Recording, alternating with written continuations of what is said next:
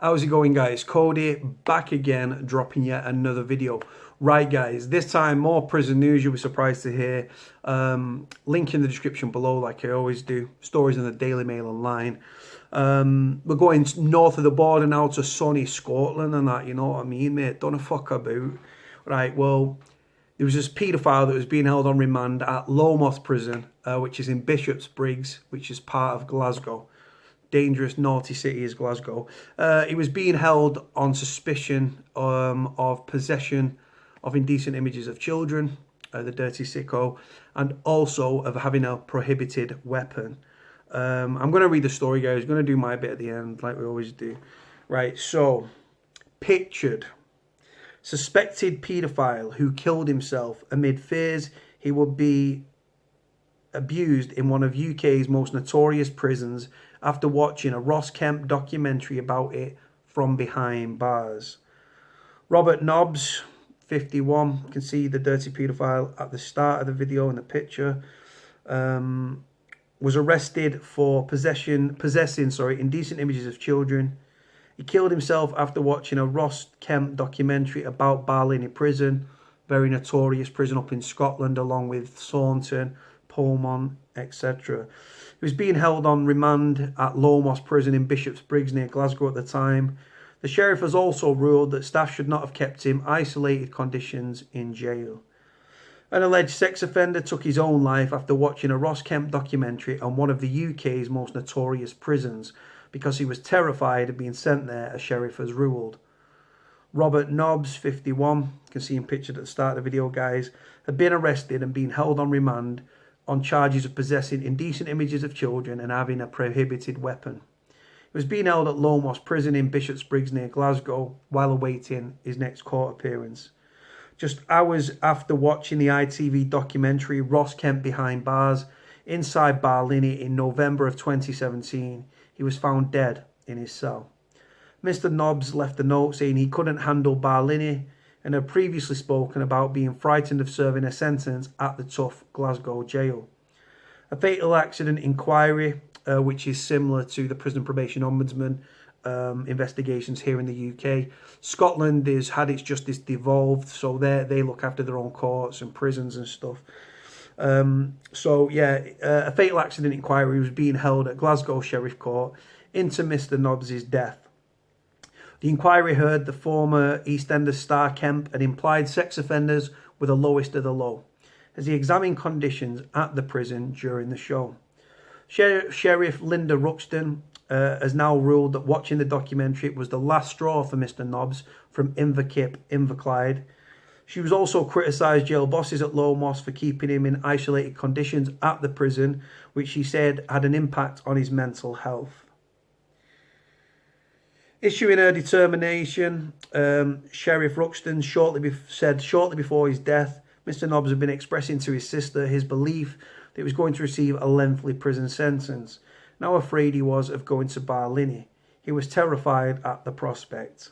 On the evening before he died, in the course of a telephone call, Mr. Nobbs had encouraged his parents to watch a television documentary due to be aired that night about Barlinnie. This was the Ross Kemp documentary about the Barlinnie prison, depicting its reputation as one of the country's most notorious jails. During the evening, Mr. Nobbs watched the documentary in his cell. At one point during it, the subject of the incarceration of sex offenders was examined, in the course of which Ross Kemp apparently made derogatory remarks, asking prison officers how they looked after such prisoners whom he implied were the lowest of the low. At this point, Mr. Nobbs said he'd been able to hear the reaction from the mainstream prison population. From others watching the programme, there was noisy response with jeering and name-calling. She added, "I am satisfied that the evidence supports the conclusion that is probable about the lack of appropriate regime for an offence-protected prisoner, and consequently the higher restrictive conditions in which Mr. Nobbs was held had a direct, causal connection with Mr. Nobbs' death. It is equally likely that the documentary on Barlinnie acted as the trigger for his suicide. Mr. Nobbs was terrified of being sent there, and the documentary itself, together with a response from the mainstream prisoners in Low which would have compounded those fears." He wrote in a letter he simply could not handle Barlinnie, the programme. I suspect this was simply the last straw for Mr. Nobbs.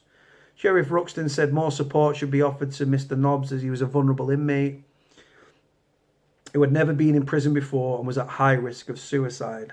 Last month, a former prisoner who appeared on the Ross Kemp documentary was found dead in an apparent murder-suicide.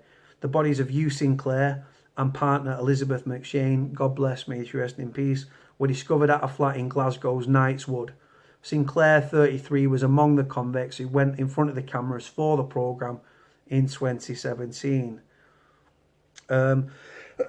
So, first things first, right? I'm not a fucking, even though I despise child murderers and paedophiles and stuff like that, and grasses and stuff, rapists, etc. First things first. My thoughts and my prayers, even though this is dated the 13th of June 2019.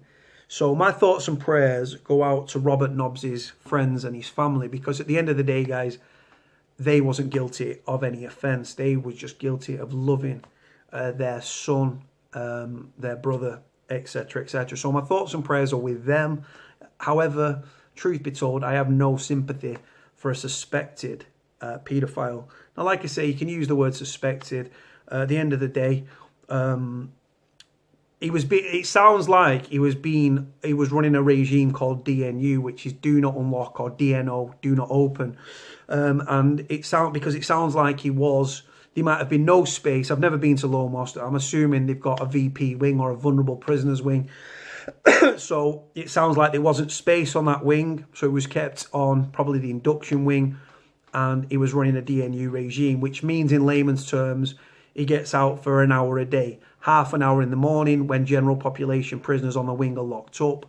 And then when they're locked up in the evening, once they've had soch, he'll get out for half an hour, get a shower, get on the phone, post his letters, etc., etc.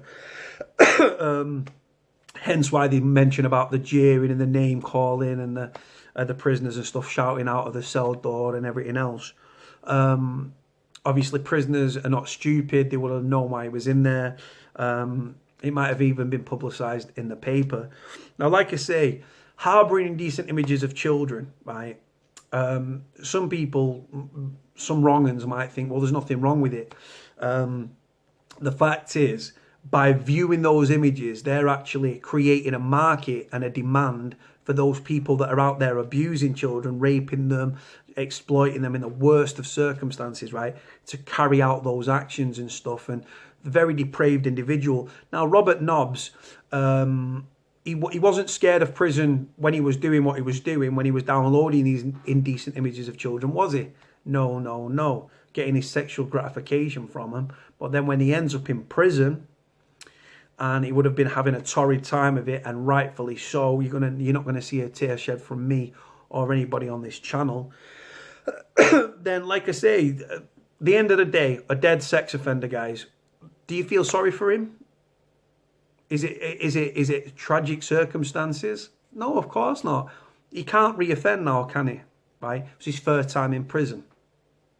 Was expecting a lengthy prison sentence, which tells me there was probably quite a lot of these indecent images of children. For those that don't know, I've covered these stories before. From what I've seen, they are graded from, I think it's a grade 1 to a grade 4, or a grade A to a grade whatever it is. Now, grade 1 or class 1 is the highest, most depraved, sick, vile images, right? Then you've got your Bs, which is obviously a bit less. But any indecent images of children, guys, are just disgusting and fucking wrong on so many levels. Now, like I say, there's a picture of him at the start, as you can see. My thoughts and prayers very much go out to his family. He was having a torrid time. The fact that the judge, this sheriff, because they call them sheriffs in Scotland, this sheriff, Linda Ruxton, she sounds like she was quite angry that this paedophile, or suspected paedophile, you've got to use that word, wasn't given more help, and he was isolated from general population. I agree with her in one sense. He shouldn't have been placed in isolation. They should have let him into general population, running a normal regime with all the other prisoners, because mob justice would have ruled, and he wouldn't have survived, and he probably would have been done in. So yeah, but she's almost sympathetic and up in arms and angry the fact he wasn't given more help. I'm not being funny. Right? Focus on the prisoners that are in general population, that are not like grasses, rapists, paedophiles, or like I say, deadheads or whatever. Focus on the prisoners that have got the mental health issues, that are struggling, right? Don't focus on a vulnerable prisoner that's not, he's placed himself in, he's become a vulnerable prisoner simply because of his own actions on the out. It was an offence protected charge, right? And that's why he was on protection. Kept behind his door, like I say. And he would have been getting terrorised in Low Moss, right? Doesn't matter what prison you go in. If you are a fucking nonce or a bacon, as we call them in prison, or a pedo or a wrong'un, and you go into any prison in the prison population, right, and it is known, and you are not on VP and you end up in general population because there's no space up on VP. In strange ways, the wing for the VPs was a massive. It was. I think it's now G wing, right? It didn't used to be. It used to be A wing, but it's now G wing, and it's a massive wing, and it's 4 landings and stuff. But when I was in Forest Bank, you've only got H2, which houses the wrong'uns, the nonces, the bacons, and there's that many nonces out there that they overspill at Forest Bank into general population, running like I said, DNU. There was one offender that was arrested for noncing, didn't go on protection, went into general population, and then there was a video further down my channel of him getting attacked. I think the video title is "What Happens to Sex Offenders That Go Into Prison." So yeah, what are your thoughts on sex offenders, guys? Have you any sympathy for this individual? This Ross Kemp documentary, he told his sister to watch it, he told his mum and dad to watch it, probably thinking it was going to be an entertainment program. It scared the living shit out of Robert Nobbs, and then he took his own life. And like I say, my thoughts and prayers are very much with his friends and his family, but not with him. One less nonce to worry about. I'm going to leave it there, guys. Let me know what you think about the video. Link in the description. Like, comment, subscribe. Cody out.